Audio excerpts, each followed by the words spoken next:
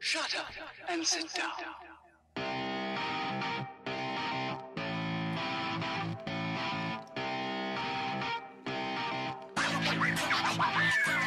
Hello friends and welcome to the Psychology of.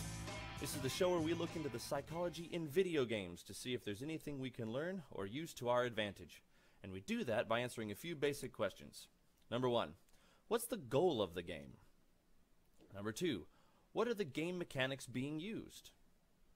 Number 3, what does the game ask the player to do? Number 4, why is this game a challenge to players?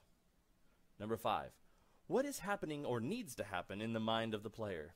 And number 6, how can the player use all of these things to their advantage? Today's episode, the Psychology of Hearthstone. Let's get started. What is the goal of Hearthstone? Actually, there isn't a goal. There are some things that the player can work toward, like collecting all the cards, reaching the rank of legend, getting 10 or more wins in arena mode, or playing just for fun. What are the game mechanics being used? To start with, the player has the choice of 9 unique heroes to build a deck around, each with a power and a set of cards unique to them. Then there is building a deck of 30 cards, with no more than 2 copies of any one card. Then there's card management, which is making sure that your deck allows you to draw enough cards to continue play, but not so many that you reach your hand limit of 10 or run out of cards. Efficient mana usage is another mechanic, albeit a rather overlooked one. And finally, the last mechanic might be the cards you have available to you when building a deck. This is where some fans might disagree with me, but consider this. If a player hasn't earned or purchased many of the available cards, they are likely to lose to opponents who have acquired more dynamic and complex ones, and with it, better synergy for their decks.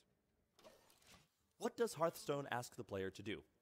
Hearthstone asks the player to build a deck for use in one of 3 game modes, to devise a strategy for that deck that will provide as many opportunities as possible, to take either a card advantage or a board advantage, and with it, the game.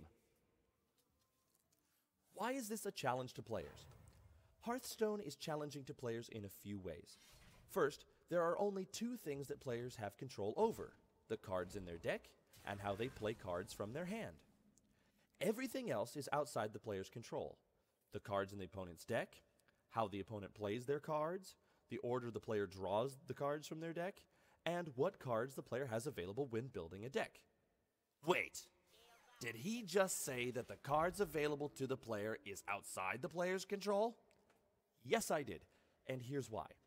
Hearthstone is designed with only one sure way for the player to get new cards. The player must purchase expert packs through the store. The player can use in-game gold or real money for the purchase, but no matter what, the cards in the deck are random. There is no guarantee the player will get a worthwhile card for any deck they're building. There is a glimmer of hope, however, because cards that are completely useless, like the enraged chicken, can be turned into dust, and with enough dust, better cards can be crafted. What is happening in the mind of the player? While playing the game, the player's mind is racing through all sorts of things. The player is trying to outthink their opponent and play their cards in an order that will be difficult for their opponent to adjust to. They're also watching closely to capitalize if their opponent misplays something. Outside the game, the player is thinking about synergy and versatility of their cards. What might have worked better in that last game? Should some cards be taken out? And if so, what should replace them? But there's something going on that the player may not have noticed. Let's say a player wants to purchase some expert packs. Expert packs are sold in a variety of groupings. The player could spend $2.99 for 2 packs, $9.99 for 7, $19.99 for 15, $49.99 for 40, and $69.99 for 60. Those are an odd assortment of options for the player. Why is the first option $2.99 and the next more than triple that? The other options seem fairly regular as pricing options go, so what's going on here?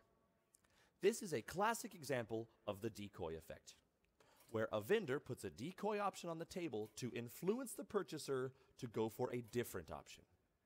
By putting the $7.99 right after the 2 for $2.99, A gamer might notice the significant price increase and decide to purchase one or two of the first option because it's cheaper.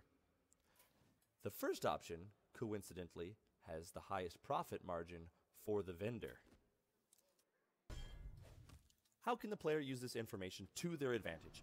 The biggest advantage the player can have is perspective. Hearthstone is a game of time, probability, and statistics. Don't expect to win all the time. There are too many things outside the player's control.